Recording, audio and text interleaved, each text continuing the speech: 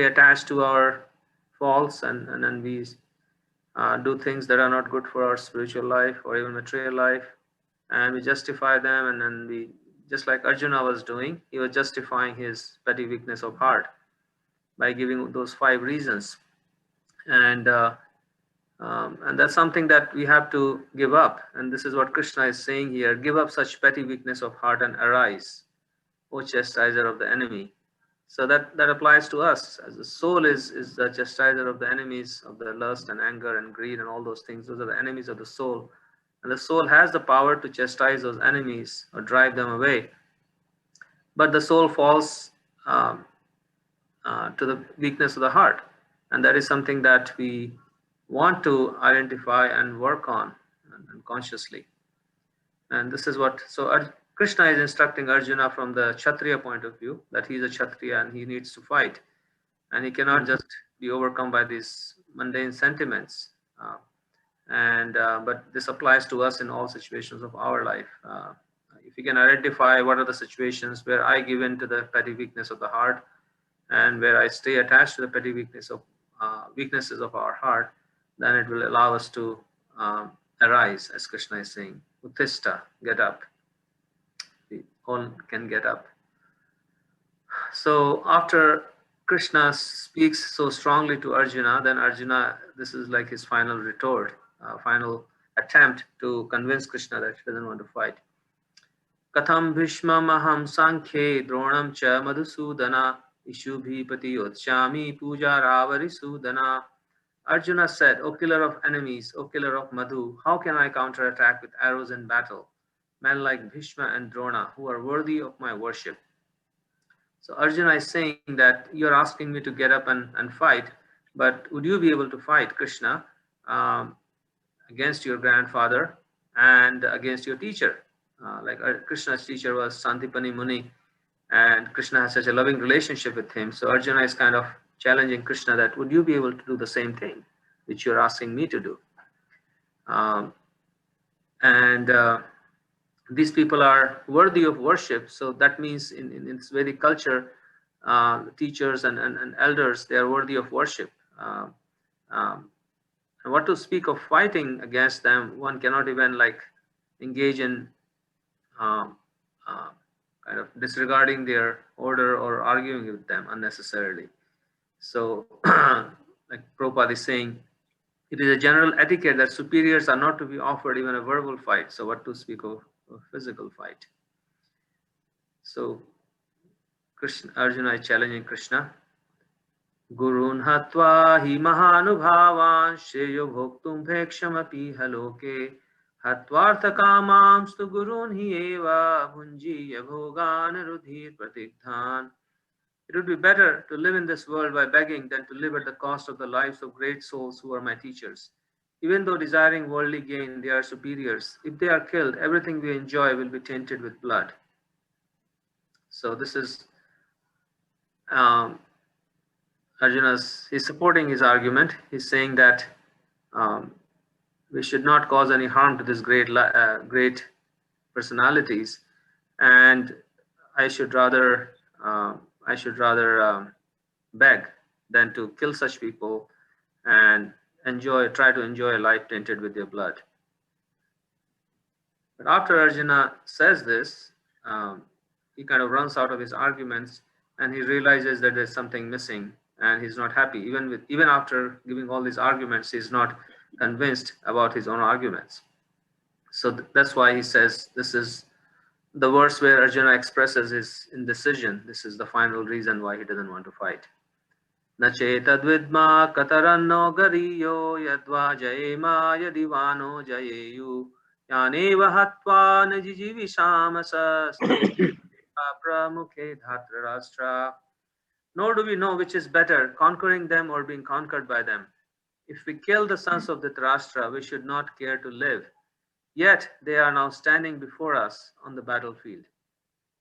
So now Arjuna is kind of reaching this point of indecision. He doesn't know whether he should not fight, but if he doesn't fight, then they will kill him. But he thinks that maybe that is okay.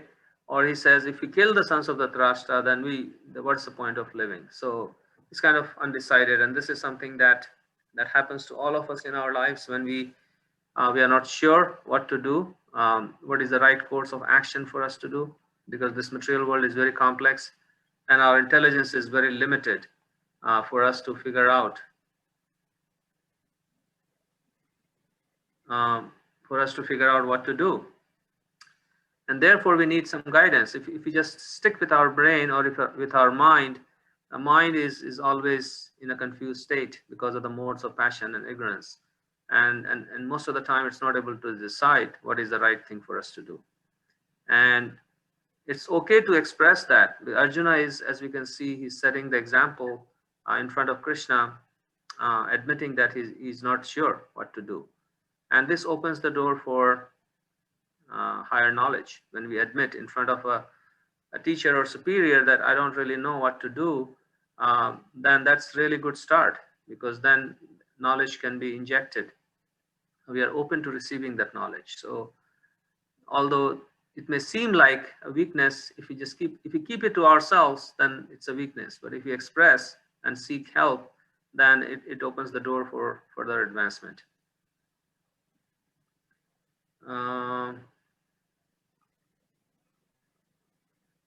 So any thoughts so far on these verses?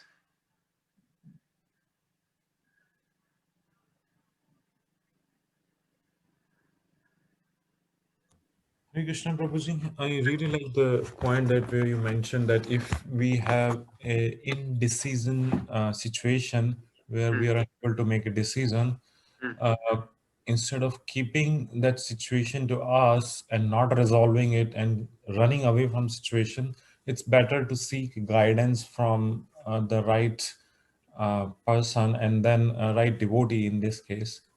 And that really is a right course of action, so that we can choose the right course of action and move on and not stay on that situation. Yes, that's, I mean, we all go through that. I go through that myself so many times, and sometimes both the choices, or maybe more than two choices we have, they all appear very appealing or very strong. And what happens when we are in too much confusion, then finally we'll get so tired of the confusion that we'll impulsively choose one of the options, not really knowing whether this is the best option for me. And most of the time that doesn't turn out to be the good option. So it's at least better to discuss our confusion with somebody. It's okay to be confused about things. I guess sometimes when we are practicing bhakti, then it may seem like that I need to be perfect. I cannot have any doubts. I cannot have any bad qualities. Just because I'm practicing bhakti, I need to be perfect in my own mind and in front of others. I want to be perfect. And that's a great pitfall, because we'll have doubts, we'll have all these things even after practicing for many years. Um, Devotees can have doubts, or bad qualities even after practicing for 10, 20, 30 years. So there is no shame in sharing what we are going through with others in confidence, um, because that will allow us to move ahead. We can have doubts. We can have doubts about bhakti. We can even possibly have doubts about Krishna or our relationship with him, and it's okay to have those doubts, because we are all in a hospital, as Prabhupada said. Practicing bhakti means we are in a hospital. So in a hospital, if a patient pretends to be like perfect or as good as the doctor, then he's going to just harm himself or herself. And if he doesn't really openly share with the doctor what his problem is, then the doctor cannot treat it. So there is no shame in sharing our problems in confidence with somebody whom we trust and who can guide us. So that's what Arjuna is doing. He's showing by his example. Of course, he's doing it in public when the whole universe is kind of watching him. We don't have to do that in that way, but definitely we can present our doubts and our confusion in front of devotees whom we trust, and in front of Krishna. We can talk to him about our problems, and that's a dialogue that we can always have, just like Arjuna is having this dialogue. Thank you, Prabhuji. I have one more question, Prabhuji. Yeah. So uh, here, like respecting elders, it has been taught to us from the beginning, from our like childhood, Hmm. that don't speak against your elders. But Hmm. many times there are situations. As a childhood, now I think I can deal with it a little bit. But when I was in a teenager or a young age, I didn't know how to deal with that situation, like where the elder is wrong. At the same time, we have to respect it, and I need to speak about that wrong thing. But because of that teaching, we were taught not to or speak against the elders. Hmm. So that was a pretty difficult situation. I Hmm. think now I have a courage and a right way of putting the wrong. But Hmm. I just wanted to understand your viewpoint, like what is the right way of correcting our elders? I guess through humility. I guess, I mean, elders, they uh, even when we have a discussion or argument with them, one should never become disrespectful. Uh, Even in our mind, we may think that they are wrong. Um, we have to be polite and we have to be respectful. Sometimes, out of emotion, we are not able to do that. In that case, we should apologize later on to them, because elders, they have wisdom, they have that love and affection. When we are able to be respectful to elders, even in difficult situations, then blessings come from them. And it is said in the Bhagavatam that one um, who is disrespectful to teachers, elders, great personalities, they lose all opulence, they lose all wealth, or spiritual wealth, material wealth. It's kind of a uh, so we should be aware of that consequences of being disrespectful to elders. Of course, with family members, sometimes it becomes hard because we have that emotional uh, baggage with our family members, and we may speak harshly or this way and that way many times. But we should always correct that situation. Elders are elders; they always have our well wishes, and even though they may not have good feelings for us, still, I guess the safest option is, if we do that, then Krishna is pleased. So, always keeping that in mind. Uh, Disagreements are okay, but disrespect is not okay.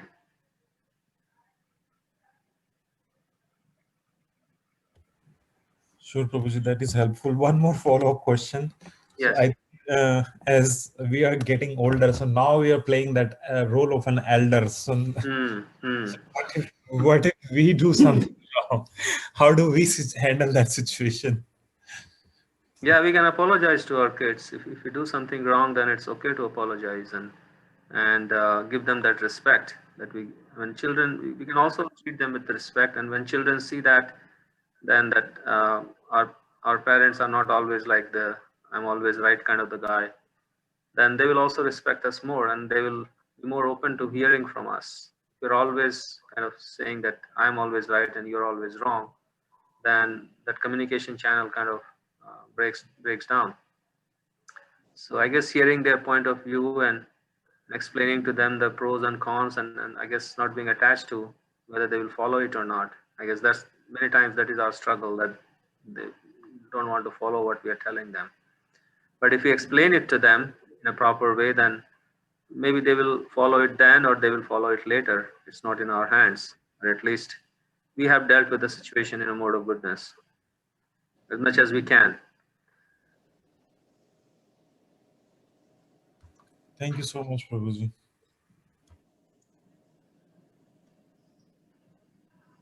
Um, okay. So this is a very important verse. This is the turning point of Arjuna's uh, rebellion, and he's going to surrender to Krishna, realizing that he doesn't have an exit. He needs a way out. कार्पण्य दोषोपहत स्वभाव पृच्छामि त्वां धर्म सम्मूढचेता यस्य यशान् निश्चितं ब्रूहि तन्मे हंसादिमां त्वां प्रपन्नाम्. So very important verse, and all the words in this verse are also very powerful, the powerful message. So Arjuna is saying, now I am confused about my duty and I have lost all composure because of miserly weakness. In this condition, I am asking you to tell me for certain what is best for me. Now I am your disciple and a soul surrendered unto you. Please instruct me. So again, the word karpanya dosho upahata svabhava, a weakness of heart. And because of the weakness of the heart, Arjuna is saying, I am become dharma sammuda cheta, which means I have become bewildered about dharma or by my duty, what is my duty is. So because of the weakness of the heart, we go away from the path of dharma. That's what he's saying. And that applies to all of us. Uh, so then what do we do in that situation when because of the weakness of the heart, we go away from the path of right action, rightful action? Then what should we do? And that's what Arjuna is saying, that yashya shan nishchitam bruhitan me, that, oh Krishna, you tell me what is the really the best thing for me. Nishchitam, and shreya means something which is ultimately beneficial for us, not just in the short term, not just on the bodily level, but ultimately at the soul level. What is the really best thing for me to do? And and you can tell me. So Arjuna is saying, the Krishna might say, why should I tell you that? What is best for you, because I don't know whether you will even follow me or listen to me or not. So then Arjuna is saying, Sishyasteham sadhimam tvam prapannam, that I am becoming your disciple. Please accept me as your disciple, and I will be a surrendered disciple, not just a disciple in name, but prapannam, that I'm surrendering to you. So I will be a good disciple, a surrendered disciple, and therefore you can tell me for certain what is the really ultimately good thing for me, because I am. So if you can read this verse backwards, and then you will see how it kind of flows. That I am a soul surrendered to you, and therefore I want to become a disciple of yours, and therefore you can tell me for sure what is ultimately good for me, because I am dharma sammuda cheta. I have strayed away from the path of rightful action because of um, petty weaknesses of heart that have overcome me. So you can read it forward or backward. You get the same meaning, but it's kind of very deep verse. So let's read this purport. Dominic, you want to read so the first paragraph? By nature's own way, the complete system of material activities is a source of perplexity for everyone. In every step, there is perplexity, and therefore it behooves one to approach a bona fide spiritual master who can give one proper guidance for executing the purpose of life. All Vedic literatures advise us to approach a bona fide spiritual master to get free from the perplexities of life, which happen without our desire. They are like a forest fire that somehow blazes without being set by anyone. Similarly, the world situation is such that perplexities of life automatically appear without our wanting such confusion. No one wants fire, and yet it takes place, and we become perplexed. The Vedic wisdom therefore advises that in order to solve the perplexities of life and to understand the science of the solution, one must approach a spiritual master who is in the discipline succession. A person with a bona fide spiritual master is supposed to know everything. One should not, therefore, remain in material perplexities, but one should approach a spiritual master. This is the purport of this verse. So let's discuss this. Is there something that appealed to you in this purport or this verse? What did you guys get out of it so far?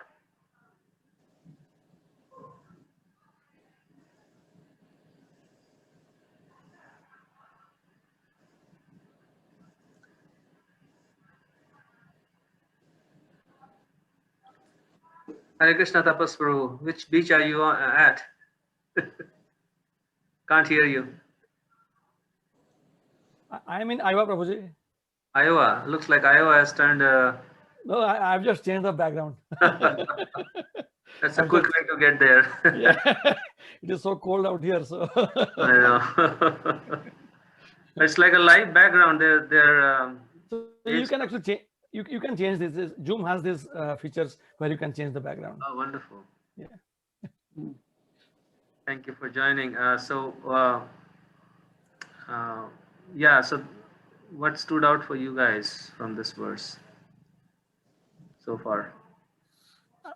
What stood out for me was that line where Prabhupada says that it is like a blazing fire. That part really stood out to me. Like it really conquers us. It completely destroys us. The confusion that we have basically. Thank you, Tapas Prabhu. Hare Krishna Prabhu.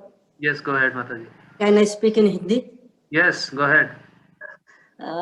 प्रभु ऐसी बात है कि जब ऐसी situation आती है तो mind stand still हो जाता है. हम ये सोच ही नहीं सकते कि ये डिस्कस करें. और कभी ऐसी बातें भी होती है कि हम डिस्कस कर नहीं सकते किसी के साथ. स्पिरिचुअल मास्टर तो हमसे बहुत दूर बैठे होते हैं. तो उसमें क्या किया जाए? So our question is that sometimes we are in a situation, personal situation, where we cannot discuss it with anybody, and the spiritual master is not accessible or is far away. Then what should we do in that situation? So very good question. So you find somebody, some other devotee in whom you have confidence, some confidence that they will treat it confidentially, and then you can discuss with them. You can also talk to Prabhupada, and you can pray to Prabhupada that what should I do in this situation, and through the books, Prabhupada's books, you will get an answer. So many devotees, they have gone through this situation, and you pray to Prabhupada and then open something, and then you'll see it has happened to me, it has happened to Vidarbha. So many devotees I know. Prabhupada will talk to you. These are books, not just books, but actually Prabhupada personally present in his books, and Krishna is also personally present in these books. So if you talk to them, then they will talk to us, and you can talk to the deities, express your problem in front of them and ask Krishna for guidance. Krishna says that I'm sitting in the heart and I give the guidance, right? Datami buddhi yogam tam yenamam upayantite. I'll give you the intelligence by which you can come to me. So praying to Krishna, praying to Prabhupada, and if you have access to some devotee, then talk to them. It doesn't always have to be a spiritual master, because as you said rightly, we cannot run to our spiritual master for every single small or big problem we may have. Of course, we can discuss with him if he's accessible, but many times he's not. So then what do we do? So Prabhupada is always there. He's our eternal spiritual master. And Krishna is there also as a Chaitya Guru. So we can take help from sadhu. Like we have three pillars, right? Guru, sadhu, and shastra. So we can take help from Guru. If Guru is not accessible, we take help from sadhus, right? Other sadhus, other devotees, and Shastra. Shastra is also acts as our Guru and our well-wisher. So take all the advantage we can. And Krishna is always very helpful if we pray to him, if we call out to him. Never feel alone. That is the bottom line. In bhakti, never feel alone. Can I share one thing, Prabhuji? Yes, go ahead. I mean, Mataji's question is very, very valid, and we all struggle with that. From my personal experience, I can tell you that I basically try to do what exactly Prabhupada did when he was here in the US. When he would really not know what to do, he would sing that song, and that where basically it says that God, I am a puppet in your hand. Make me dance the way you want me to dance, and I will dance for your pleasure. And whenever I have had situations where I'm struggling or I really don't know what to do, I basically say this prayer out in my mind, and somehow within few minutes I start feeling good. I feel as if the problem is not there in my life anymore. Thank you, Prabhu. Very nice. Yeah, Prabhupada wrote this poem when he came to America that you can access on the internet, where he expresses his emotions that, yeah, make me a puppet. So we want to be Krishna's puppet. I just want to add something, Prabhu. Yes. In case we don't have anyone near us, the best bet is, let it stay and meditate on it, and, have that that realization dawns upon you slowly, like it may not happen immediately, but just keep meditating on it and ask for guidance, like it'll come, is what I think. Like, Yeah, Krishna provides the guidance. It's sitting in the heart, and his yeah, there is one thing small, like it is not very important, but I think I should share. There was one day I was like very perplexed, and I was like so agitated, and it was all going in my mind. I was just driving, and the car in front of me had the license plate Believe Prabhu. So I felt like that for me, like, for me, like it came through just for me, and that was my guidance on that day. Yes, yes, Krishna speaks through anybody. He can speak through somebody we don't know. He can even speak through birds or animals or whoever it may be. He can speak through our mailman. He can speak through, Krishna can come in any form and speak to us. Hare Krishna. Hey, Hare Krishna, Daryl and Ashley. So good to have you guys. Nice to see everybody.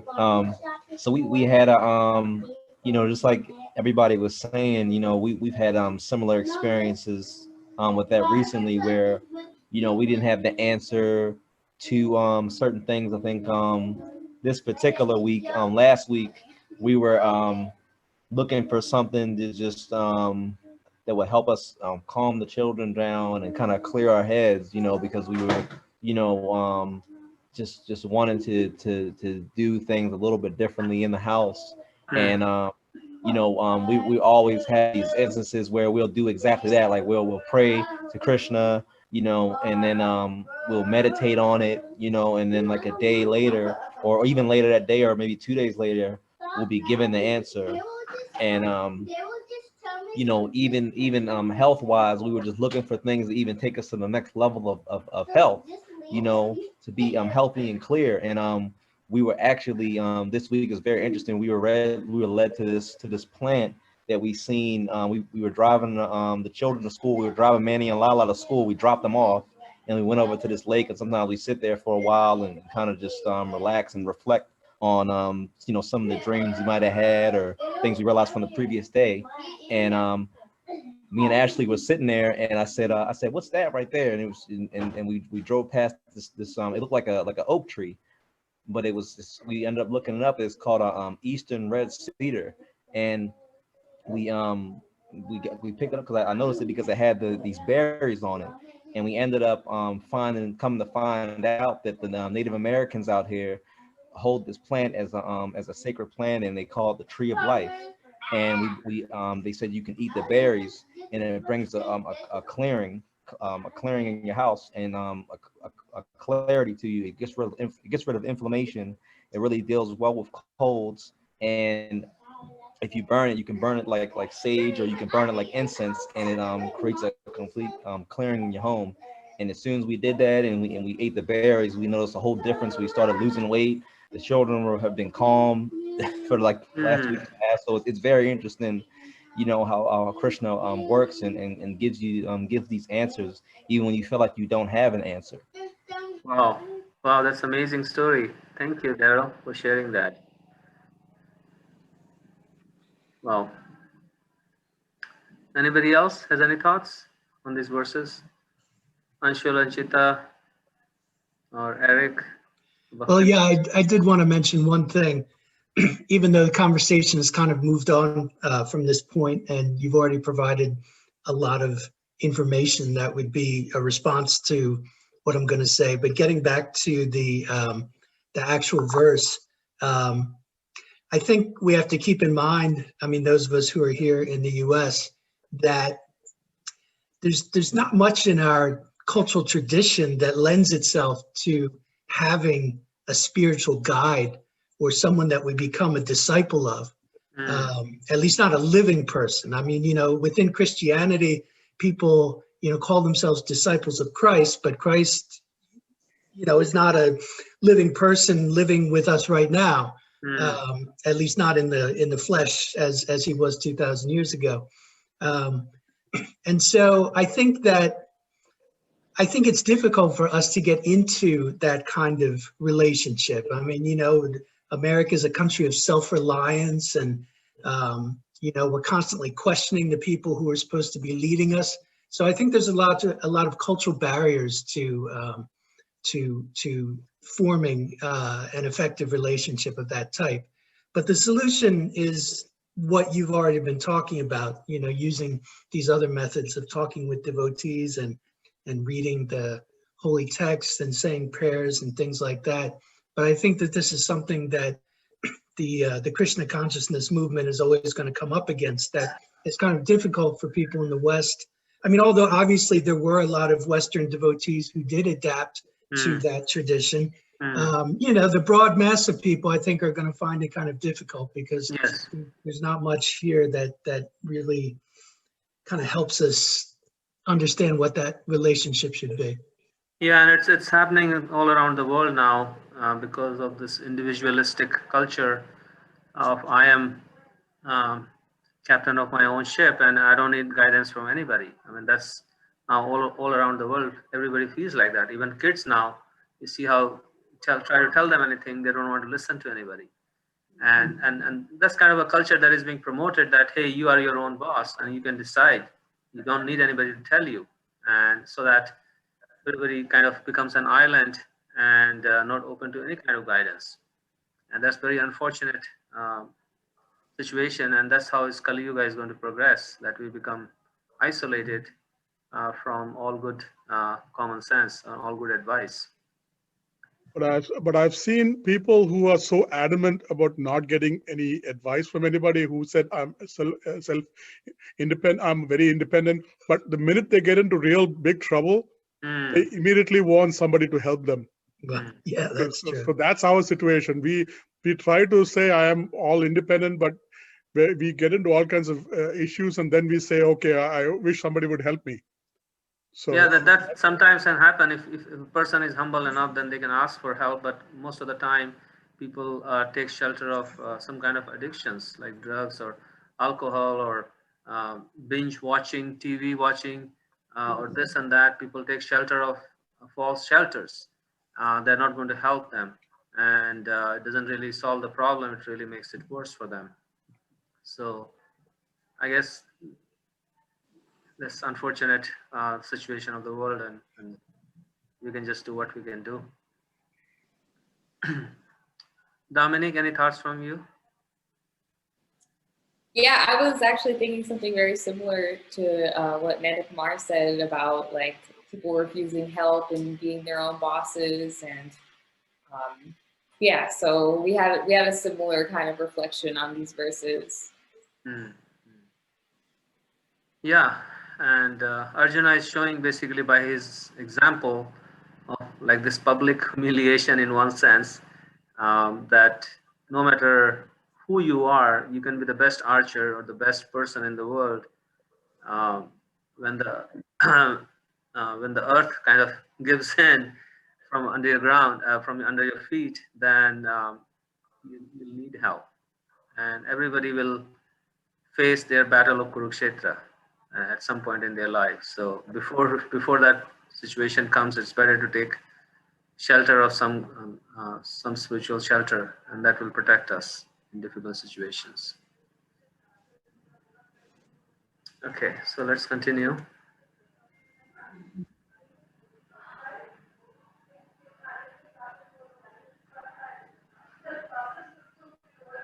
Okay, can somebody read the next paragraph?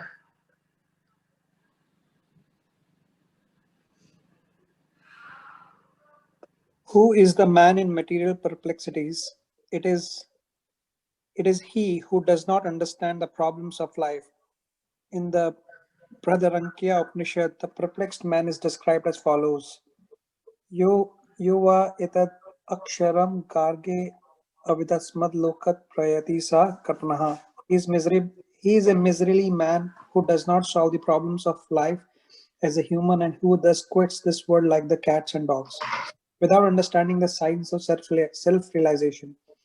The human form of life is the most valuable asset for the living entity who can utilize it for solving the problems of life.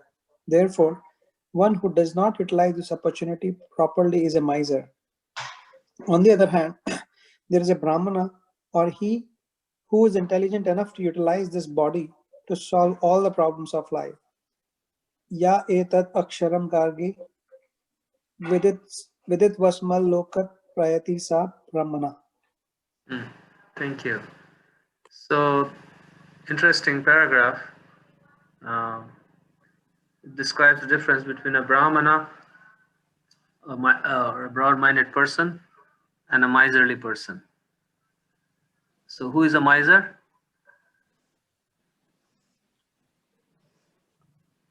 Who doesn't solve the problem?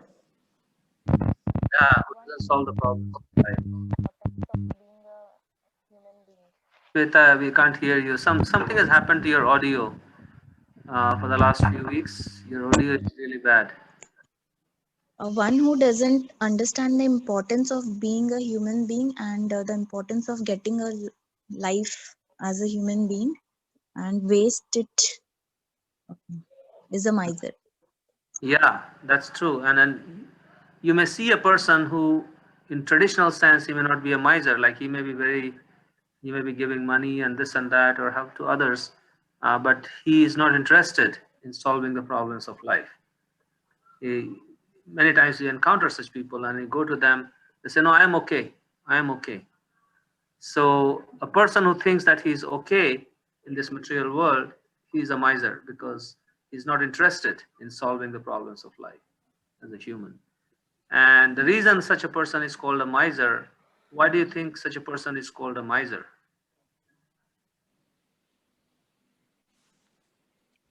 He has the potential to get a lot of knowledge, but he still decides to waste it by not using that knowledge.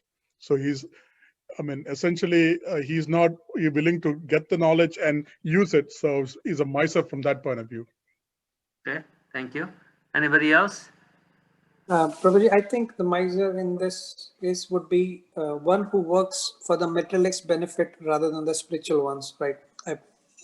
He only works for the profit and keeping the profit in his mind, and he thinks that that's his best interest.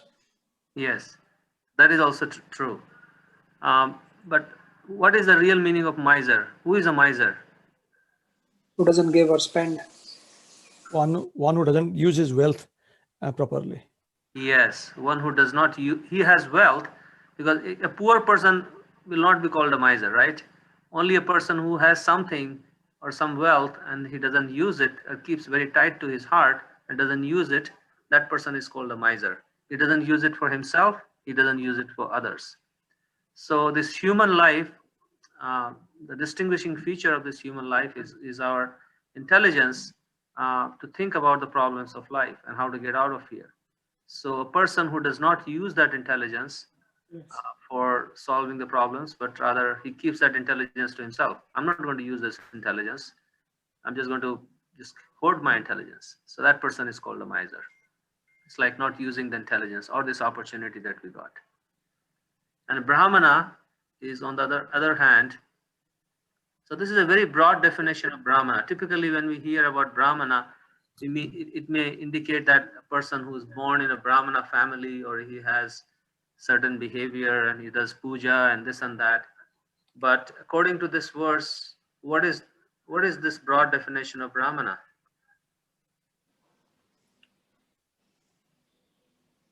One he uses his intelligence. Yes, he uses his intelligence to solve all the problems of life. He's very broad-minded. He's not just focused on his material well-being, but he really wants to get out of here. It's like a prisoner who is in the prison and he's very happily living there that, hey, I don't have to do any work. Of course, I guess they make them work. But anyways, he doesn't have to have a job and he's taken care of. He has a place to stay and he has food to eat and he has friends to hang out with. So I'm okay in this prison. And that person actually ultimately suffers. So Brahmana is a person who's broad-minded to help himself, and he's also willing to help others. And that is the real definition of a Brahmana, who's working on solving these problems. That is the real meaning of a Brahmana. So Arjuna is acting as a Brahmana now. Earlier on, he was acting as a Kripana because he was kind of, okay, I'm okay, I don't want to fight, and I have my reasons for not fighting. Somebody else can read this next paragraph. Okay, I can read it. Go ahead, Prabhu. Let me just minimize it. Okay, and the Kripana or miserly person wastes their time in being overly affectionate for family, society, country, etc. in the material conception of life. One is often attached to family life, namely wives, children, and other members on the basis of skin disease. The Kripana thinks that he is able to protect his family members from death, or the Kripana thinks that his family or the society can save him from the verge of death. Such family attachment can be found even in lower animals who take care of children also. Being intelligent, Arjuna could understand that his affection for family members and his wish to protect them from death were the causes of his perplexity. Although he could understand that his duty was to fight, was awaiting him, still on account of miserly weakness, he could not discharge the duties. He is therefore asking Lord Krishna, the spiritual master, to make a definite solution. He offers himself to Krishna as a disciple. He wants to stop friendly talk between master and disciple are serious. Now Arjuna wants to talk very seriously before the recognized spiritual master. Krishna is therefore the original spiritual master of the science of Bhagavad Gita, and Arjuna is the first disciple for understanding Gita. How Arjuna understands Bhagavad Gita is stated in Gita itself, and yet foolishly mundane scholars explain that one need not submit to Krishna as a person, but to the unborn within Krishna. Therefore, there is no difference between Krishna within and without. And one who has no sense of this understanding is the greatest fool in trying to understand Bhagavad Gita. Thank you. Any reflections on this last paragraph? Something that appealed to you or you have a question about? Then we'll end. I'm wondering what Prabhupada is referring to when he talks about the mundane scholars and like the within and without of Krishna.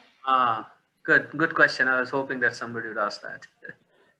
So you will see that this is something that Prabhupada repeats again and again in his explanations throughout all his books, because in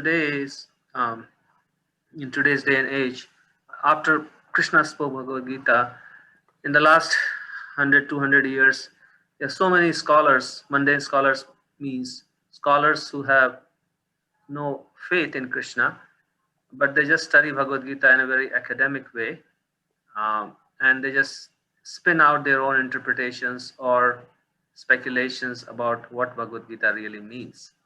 So one of the theories that they throw out is that they completely deny the existence of Krishna as a person, God as a person.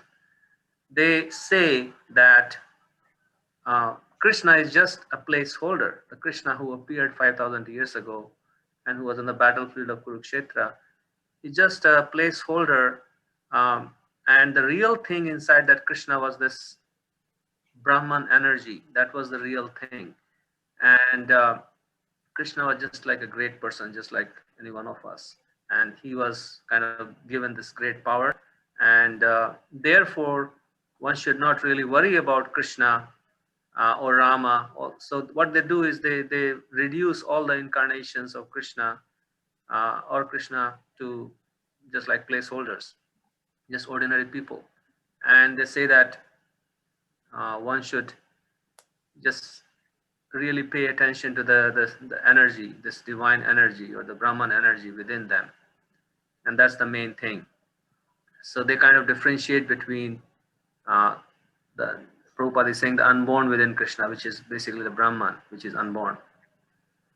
So, and that's a great offense against Krishna, because Krishna is not just like ordinary person who has this source of energy. Krishna is the source of energy everything. So at the same time, he's also a person. So Prabhupada is saying there is no difference between Krishna's within and without, to clarify that like in our case, there is a difference between our body and our soul, right? The soul is there, then our outside is our body, which is different from the soul, right? There is a clear distinction between that. Not in Krishna's case. It's not that Krishna has a soul within him. Krishna is completely spiritual. Right now in our situation, we are not completely spiritual. We have a material body, we have a material mind, and inside us, the real us is just a tiny soul. And that's why we are struggling in this world. But Krishna is not like that. He's within and without is all spiritual. He's that one entity. There's no separation between his within and without. He's that one prime spiritual entity. So one should not differentiate or confuse that Krishna, what when he was present, it was just his body, and then the real thing within Krishna was that spiritual Brahman energy. And that's what Prabhupada is saying, because most of the scholars who have written commentaries on the Bhagavad Gita, they kind of minimize Krishna like that.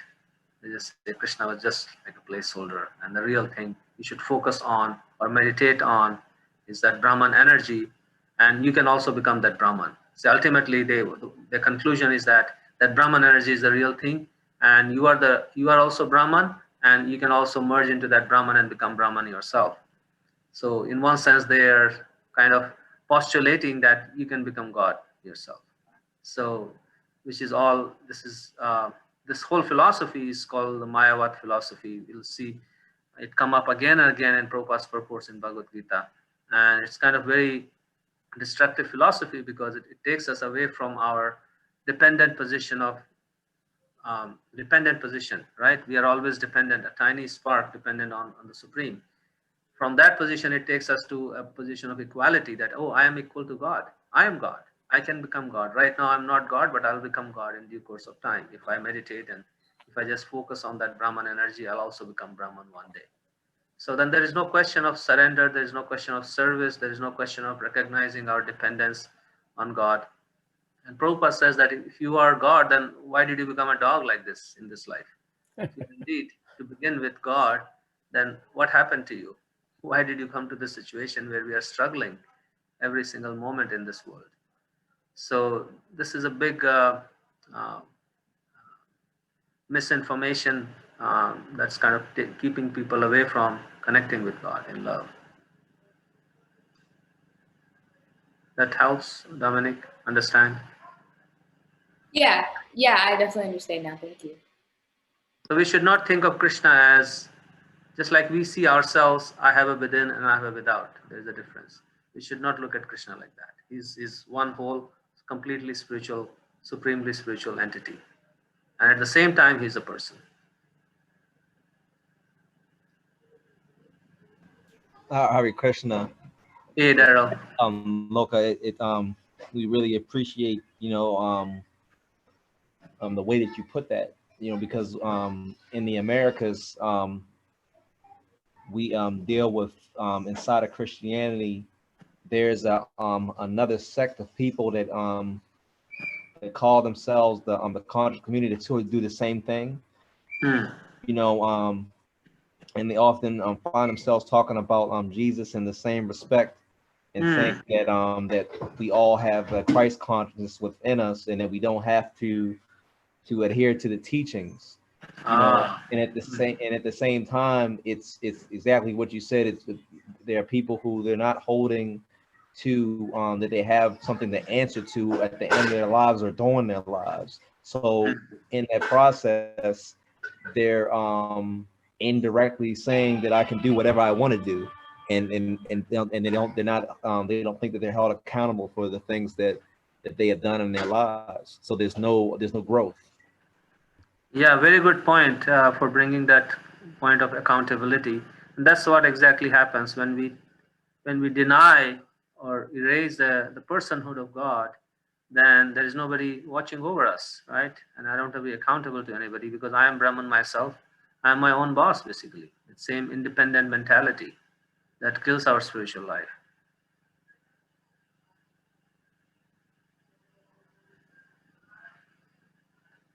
Anybody else has last minute thoughts on what we have discussed so far? Let's see. Anshul, Anchita, if you have any thoughts to share.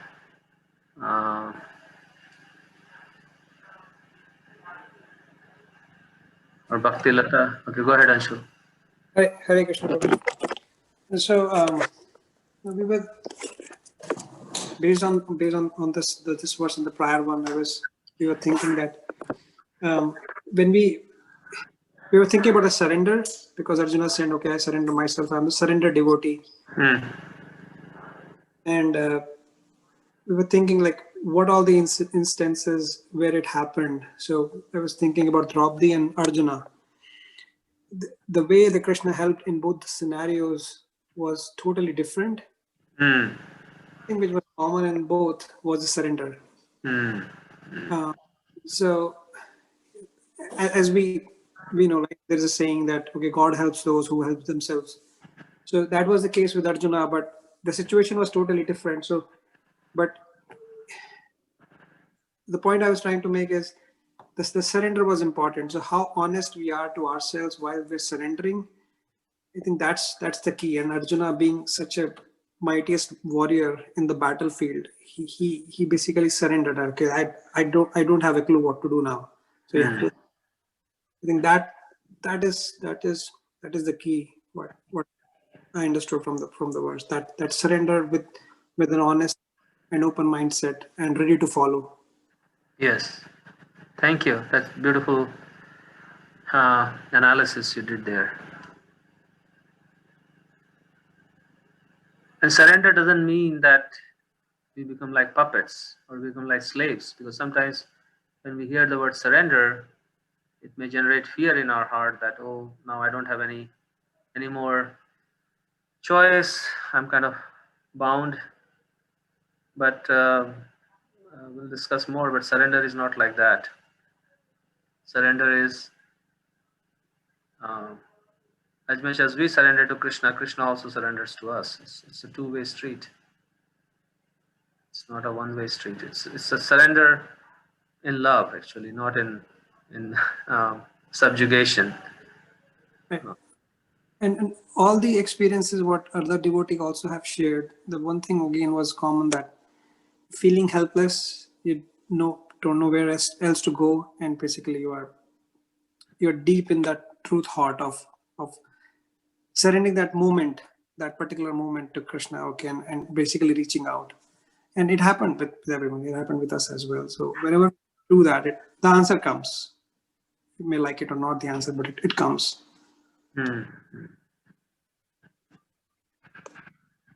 Thank you. Hare Krishna. Hare Krishna, Ashley. Yeah, so I actually had a question. It's kind of a little bit off topic, but still the same. I wanted to know, do they speak about Krishna, especially after what we were talking about it being like really personal and people getting that confused? Do they speak about Krishna returning in this age? You know, dealing with seeing, you know, how the way things are in the world, and how pretty much everyone's in need at this moment. It just seems as though, you know, it would be the right time for that return. Like, do they speak about him actually returning in that way? And if so, is that also something that we should meditate on and look forward to, as we also, you know, just try to change inwardly? Are we also, you know, a part of being Brahmin? Is that also a waiting for his return as well? Is that also a part of being devoted to him? Is a waiting for his returning and looking for the signs for his return and things like that? Yeah, I mean, Krishna, it is said that Krishna appeared as Chaitanya Mahaprabhu 500 years ago, and he has appeared in the form of his names, and he's appeared in the form of Srimad Bhagavatam and the Bhagavad Gita. So they are actually non-different from Krishna, and and one, when we embrace these three things: Bhagavatam, Bhagavad Gita, Krishna's names, and Krishna's devotees, they have the power of Krishna. So Krishna may not appear in his form as 5,000 years ago, but he has appeared in even more merciful forms of his names, because his names, like Krishna killed the demons, but the name transforms the demons. And same applies to Bhagavad Gita and Srimad Bhagavatam. So we don't have to wait for Krishna to appear. In that sense, he's already there. And the more we can relate to the Krishna's names and call out to the names and surrender to the names, then we are actually surrendered to Krishna, and then we can pass that on to others. And it is said that the next 10,000 years will be a golden age, because the chanting of Krishna's names will overtake the world for the next 10,000 years. And then the world will gradually become a very spiritual place. But then after that, 10,000 years, then the real Kali Yuga will begin. And that will go on for at least 400,000 years, more 400,000 years. And then Kalki will come and destroy everything. So we don't have to wait. We can accept Krishna in the form of his names, in the form of his books, and share it with others.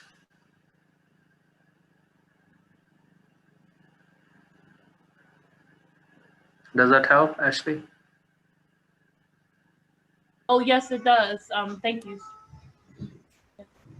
All right, so we'll end it here, and then we'll again assemble on Friday, and we'll discuss from the Bhagavatam 6th canto, 1st chapter. Hare Krishna. Hare Krishna, everybody. Hare Krishna. Hare Krishna.